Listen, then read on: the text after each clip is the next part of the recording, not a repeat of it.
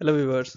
Mining made easy by Atul में आपका स्वागत है। मेरा नाम है अतुल दुबे और आज हम लोग एमसीक्यू सीरीज का 5th नंबर वीडियो डिस्कस करने जा रहे हैं, जिसमें हम लोग आगे के और 20 क्वेश्चंस डिस्कस करेंगे जो कि हमारे माइनिंग रिलेटेड एग्जाम्स में पूछे जा सकते हैं।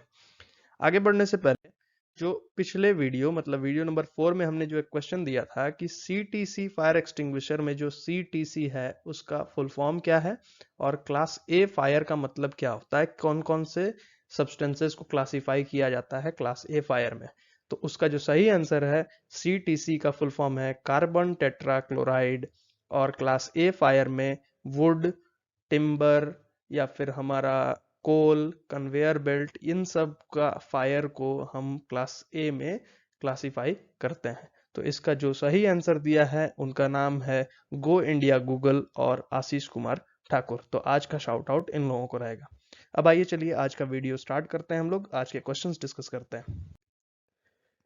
पहला क्वेश्चन है thickness of lid in wooden prop should be 8 centimetre only, 8 centimetre और लेस, 8 सेंटीमीटर और मोर, या फिर नन ऑफ दिस। कह रहा है कि वुडन प्रॉप जब भी हम लोग लगाते हैं तो उसमें नीचे वेज रहता है और ऊपर लिड रहता है। तो ये लिड का जो थिकनेस होगा वो कितना होना चाहिए? 8 सेंटीमीटर सिर्फ होना चाहिए, 8 सेंटीमीटर या उससे कम, 8 सेंटीमीटर या उससे ज्यादा, या फिर नन ऑफ दिस। तो इसका जो सही आंसर है वो है 8 सेंटीमीटर या फिर उससे ज्यादा। ठीक है, नेक्स्ट देखते हैं question number 2। The permissible limit of inflammable gas in the return air of a mine is 1.25%, 1.25 ppm, 75 ppm और 0.75%। कह रहा है कि रिटर्न एयर में, माइन के रिटर्न एयर में हमारा जो इनफ्लेमेबल गैस का परमिसिबल लिमिट होगा वो कितना होगा? 1.25% होगा, 1.25 ppm होगा, 75 ppm होगा, या 0.75% होगा। तो इसका जो सही आंसर है वो है ऑप्शन नंबर डी। नेक्स्ट देखते हैं। Notice of disease notified under section 25 of the mines act is given in the form 1, 2, 3, 4 और 5। कह रहा है कि जो भी नोटिफाइड डिजीजेस हैं माइंस एक्ट में उनको हम कौन से फॉर्म के हिसाब से नोटिफाई करते हैं। तो वो ऑप्शंस हैं 1, 2, 3, 4 या 5। तो इसका जो सही आंसर है वो है हमारा फॉर्म नंबर 5 में करते हैं। अब आपको कमेंट सेक्शन में बताना है कि कितने नंबर ऑफ डिजीजेस हैं जिनको नोटिफाइड डिजीज कहा गया है माइंस एक्ट के हिसाब से। Next, which of the following is not allowed to carry in the below ground mines? Flame safety lamp, mining shoe, contraband और कैप लैंप। बोल रहा है कि इन सब में से कौन सा ऐसा चीज है जो कि हमको माइंस में ले जाना अलाउड नहीं है। ऑप्शंस हैं flame safety lamp, mining shoe, contraband या फिर कैप लैंप। तो इसका जो सही आंसर है वो है कॉन्ट्राबैंड। नेक्स्ट देखते हैं question number 5। Which of the following machinery is tire mounted? Options are shovel, LHD, SDL और bucket wheel excavator। बोल रहा है कि इनमें से दिए गए ऑप्शंस में से कौन सा ऐसा मशीनरी है जो कि टायर माउंटेड होता है। तो ऑप्शंस हैं शोवेल, LHD, SDL या फिर हमारा बकेट व्हील एक्सकावेटर। तो इसका जो सही आंसर है वो है LHD। Next, in the stone drift, area lying within dash should be cleaned and washed with water after shot firing. Options are 2 feet, 2 meter, 1.2 meter, 1.2 feet। कह रहा है कि जब भी हम स्टोन ड्रिफ्ट चलाएंगे और उसमें शॉर्ट फायरिंग करेंगे तो प्लेस ऑफ शॉर्ट फायरिंग से कितने दूर के अंदर अंदर जो एरिया रहेगा, इसके कितने रेडियस के अंदर अंदर हमको पूरा वाइट पानी से हमको क्लीनिंग करना है और वॉशिंग कर देना है। तो इसके ऑप्शन हैं 2 फीट, 2 मीटर, 1.2 मीटर या फिर 1.2 फीट। तो जो इसका सही आंसर है वो है 1.2 metre. Next, angle of fleet is related to dash, centrifugal pump, drum winder, subsidence और डायरेक्ट प्रोप हॉलेज। कह रहा है कि एंगल ऑफ फ्लीट जो है किससे रिलेटेड है। तो फ्लीट एंगल के ऑप्शंस हैं, मतलब किन से रिलेटेड है उसके ऑप्शंस हैं सेंट्रीफ्यूगल पंप या फिर ड्रम वाइंडर, सब्सिडेंस और लास्ट वाला ऑप्शन है डायरेक्ट प्रोपोलिस। तो जो इसका सही आंसर है वो है drum winder. Next, coal is dash used as fossil fuel, rock, ore, mineral और नन ऑफ दीज। बोल रहा है कि कोल इनमें से क्या है जो कि फॉसिल फ्यूल के रूप में यूज करते हैं हम लोग। तो कोल एक रॉक है, या फिर ओर है, या फिर मिनरल है, या फिर नन ऑफ दीज। तो इसका जो सही आंसर है, coal is a rock. Okay, next number 9, which of the following is not used in open cast mines? First option is aluminium detonator, ANFO, liquid oxygen और site mix slurry। कह रहा है कि ओपन कास्ट माइंस में दिए गए options में से कौन सा ऐसा चीज है जो कि हम लोग यूज नहीं करते हैं। तो ऑप्शंस हैं aluminium detonator, ANFO, liquid oxygen या फिर site mix slurry.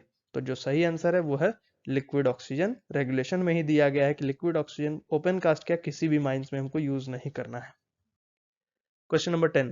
Dash number of turns should at least be provided in the drum of the drum winder. Options are 1, 2, 3 और 0। कह रहा है कि जो हमारा ड्रम वाइंडर के केस में जो ड्रम होगा उसमें मिनिमम कितने नंबर ऑफ टर्न्स होना ही चाहिए हमेशा। तो इसके ऑप्शंस हैं 1, 2, 3 या फिर 0। तो जो सही आंसर है वो है 2 नंबर टर्न्स कम से कम होना चाहिए। 11 number, in which of the conditions locomotive cannot be used? Options are when the gradient exceeds 1 in 20, when the gradient exceeds 1 in 19, when the gradient exceeds 1 in 18, when the gradient exceeds 1 in 15 और when the gradient exceeds 1 in 16। कह रहा है कि जो हमारा locomotive होगा वो हम लोग कब यूज नहीं कर पाएंगे। ऑप्शंस हैं जब ग्रेडियंट 1 in 20 से ज़्यादा हो, या फिर 1 in 19 से ज़्यादा हो, या फिर 1 in 18 से ज़्यादा हो, या फिर 1 in 15 से ज़्यादा हो, या फिर लास्ट ऑप्शन है 1 in 16 से ज़्यादा हो। तो जो इसका सही आंसर है वो ऑप्शन नंबर 4 है। जब ग्रेडियंट 1 in 15 से ज़्यादा होगा तो लोकोमोटिव यूज नहीं कर पाएंगे। 12th number question, flame safety lamp can only be relighted in the below ground at dash. Options are reserve station, relighting station, miner station और फर्स्ट एड स्टेशन। कह रहा है कि जब भी हमको बिलो ग्राउंड माइंस में फ्लेम सेफ्टी लैंप को अगर हमको लाइट करना है, जलाना है, फिर से अगर वो बुझ गया फिर से जलाना है तो कहाँ पे जलाएंगे। तो ऑप्शंस हैं हमारा रिजर्व स्टेशन में जलाएंगे, रिलाइटिंग स्टेशन में ही जलाएंगे, माइनर स्टेशन में जलाएंगे या फिर फर्स्ट एड स्टेशन में जाएंगे। तो जो इसका ऑप्शन होगा सही वाला वो हो गया रिलाइटिंग स्टेशन। की हमेशा हम जो है अगर बिलो ग्राउंड में हमको जलाना है तो रिलाइटिंग स्टेशन में ही फ्लेम सेफ्टी लैम्प को हम जला सकते हैं। अब 13th नंबर क्वेश्चन बोल रहा है कि SOP stands for standard operating plan, safety operating procedure, standard operating procedure और last option is safety operating plan. कह रहा है कि SOP का मतलब इसका फुल फॉर्म क्या होता है। Standard operating plan, safety operating procedure होता है, स्टैंडर्ड ऑपरेटिंग प्रोसीजर होता है या फिर सेफ्टी ऑपरेटिंग प्लान होता है। तो जो इसका सही आंसर होगा वो होगा standard operating procedure.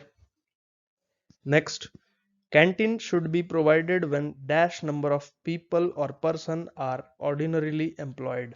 Option number 1 is any, 2 is less than 100 और 250 और मोर, 250 और लेस, 100 और मोर। कह रहा है कि कभी भी माइंस में कितने नंबर ऑफ आदमी जब एम्प्लॉयड हो जाएंगे, ऑर्डिनरली एम्प्लॉयड हो जाएंगे, तब हमको एक कैंटीन देना पड़ेगा। तो इसके ऑप्शंस हैं कि एनी मतलब कितने नंबर ऑफ आदमी, एक हो चाहे 1000 हो, कभी भी हो, कितना भी हो आप दे सकते हैं, कैंटीन बना सकते हैं माइंड में। उसके बाद लेस देन 100, 100 से जब कम रहेगा। उसके बाद बोल रहा है 100 या उससे मतलब 250 या उससे कम। उसके बाद वाले ऑप्शन में बोल रहा है 250 या उससे ज्यादा। और 5 नंबर है 100 या उससे ज्यादा। तो जो इसका सही आंसर होगा वो होगा 250 और मोर। 15th नंबर क्वेश्चन है, clearance between the wall of shot hole and the explosive cartridge should be 0.3 metre और मोर, 0.3 सेंटीमीटर ओनली, 0.3 सेंटीमीटर और मोर, 0.3 सेंटीमीटर और लेस। कह रहा है कि मान लीजिए आपका शॉर्ट होल है तो इसका वॉल्स हो गया ये, और इसमें जब आप एक्सप्लोजिव कार्ट्रिज एक डाल दीजिएगा तो ये एक्सप्लोजिव कार्ट्रिज और वॉल के बीच का जो जगह है ये कितना होना चाहिए। 0.3 मीटर या उससे ज्यादा होना चाहिए, 0.3 सेंटीमीटर सिर्फ होना चाहिए, 0.3 सेंटीमीटर या उससे ज्यादा होना चाहिए, या फिर 0.3 सेंटीमीटर या उससे कम होना चाहिए। तो जो इसका सही आंसर है वो ऑप्शन नंबर 0.3 कि 0.3 सेंटीमीटर या फिर उससे ज्यादा होना चाहिए। Question number 16, code of practice related to machinery used in the mine is framed and enforced by। Options are chief inspector of mines, regional inspector of mine, या फिर माइन मैनेजर, और नन ऑफ दीज। कह रहा है कि कोई भी machinery चलाने के लिए हम लोग कोड ऑफ प्रैक्टिस बनाते हैं माइंस में, तो वो कोड ऑफ प्रैक्टिस कौन बनाते हैं? ऑप्शंस हैं चीफ इंस्पेक्टर बनाते हैं, रीजनल इंस्पेक्टर बनाते हैं, माइन के मैनेजर बनाते हैं, या फिर नन ऑफ दीज। तो जो इसका सही आंसर है वो है mine manager. Next question number 17, the gap between the tubs used in haulage should not less than 10 centimeter, B 10 centimeter, B 20 centimeter, और should not be less than 20 centimeter। कह रहा है कि जब भी हम लोग हॉलेज में टब्स यूज करते हैं तो ये दोनों टब्स के बीच का दूरी कितना होना चाहिए? ऑप्शंस हैं 10 सेंटीमीटर से कम नहीं होना चाहिए, 10 सेंटीमीटर सिर्फ होना चाहिए, या फिर 20 सेंटीमीटर सिर्फ होना चाहिए, या फिर 20 सेंटीमीटर से कम नहीं होना चाहिए। तो जो सही आंसर है वो 20 सेंटीमीटर से कम नहीं होना चाहिए। ठीक है, और हॉलेज से रिलेटेड अगर वीडियो अभी तक आप नहीं देखे हैं तो डिस्क्रिप्शन बॉक्स में जाइए, वहां भी लिंक है, या फिर अभी आई बटन में आपको दिख रहा होगा, यहाँ पर उस पर आप जाके देख सकते हैं सब चीज। उसके बाद नेक्स्ट 18 नंबर है, haulage rope should be recapped at least in every. Options are 1 year, 3 year, 3 months, 6 months, और नन ऑफ दीज। कह रहा है कि जो हॉलेज रोप है उसको हम लोग रिकैपिंग करते हैं, तो रिकैपिंग कितने इंटरवल पे करेंगे? 1 साल में करेंगे, 3 साल पे करेंगे, 3 मंथ्स पे करेंगे, या फिर 6 मंथ्स पे करेंगे, या फिर नन ऑफ दीज। तो जो इसका सही आंसर है वो होगा 6 महीने में हमको रिकैपिंग कम से कम एक बार कर देना है। नेक्स्ट है, the wire shown in the figure is of dash ले, राइट ऑर्डिनरी ले, लेफ्ट ऑर्डिनरी ले, लेफ्ट लैंग ले, और राइट लैंग ले। तो इसको जैसे हम लोग को अगर सॉल्व करना है इसको, तो यहाँ पे एक एक्सिस ड्रॉ कर दें। सबसे पहले हम स्ट्रैंड देखते हैं कि स्ट्रैंड किधर जा रहा है, तो स्ट्रैंड मेरा राइट साइड जा रहा है, तो ये राइट ले हो गया। तो ऑप्शन नंबर 2 और 3 कट गया है। अब हमको पता करना है कि ये मेरा क्या है, लैंग है कि ऑर्डिनरी है। तो अब हम वायर का देख रहे हैं, तो जैसे कि आप देख सकते हैं इसमें कि जो भी वायर्स हैं सारे के सारे वायर्स जो हैं पैरेलल हैं। तो जब पैरेलल हो जाते हैं एक्सिस से तो ये मेरा ऑर्डिनरी ले हो गया। तो इसका आंसर हो जाएगा ऑर्डिनरी ले, मतलब राइट ऑर्डिनरी ले इसका सही आंसर हो जाएगा। और अगर आपको देखना है, बारीकी से समझना है कि कैसे हम लोग ले पता करते हैं, तो आप हमारा वायर रोप वाला वीडियो देख सकते हैं, अभी आई बटन में आपको दिख रहा होगा। Next, in case of intentional flooding, notice should be given to Chief Inspector of Mines, adjoining Mines Management, Regional Inspector of Mines, option 1 and 3, या फिर ऑप्शन 1, 2 एंड 3 आर करेक्ट। कह रहा है कि जब भी इंटेंशनल फ्लडिंग करना रहता है तो हमको कम से कम 14 दिन पहले तो लेटर देना ही पड़ता है। तो वो नोटिस जो है हम किन को देंगे? सिर्फ चीफ इंस्पेक्टर को देंगे, या फिर आसपास के माइंस जो होंगे उनका मैनेजमेंट को देंगे, या फिर रीजनल इंस्पेक्टर को देंगे, या फिर चीफ इंस्पेक्टर और रीजनल इंस्पेक्टर को देंगे, या फिर चीफ इंस्पेक्टर, रीजनल इंस्पेक्टर और हमारे जो एडजॉइनिंग माइन के मैनेजमेंट होंगे उनको देंगे। तो जो सही ऑप्शन है वो है ऑप्शन नंबर 5। ठीक है, आई होप आप लोगों को वीडियो अच्छा लगा होगा। तो अगर कोई भी डाउट है तो कमेंट जरूर करें, और उसके बाद अगर वीडियो अच्छा लगा है तो लाइक करें, सब्सक्राइब करें, और शेयर भी करें ज़्यादा से ज़्यादा लोगों तक। और जहां भी रहें सेफ रहें। Thank you very much once again.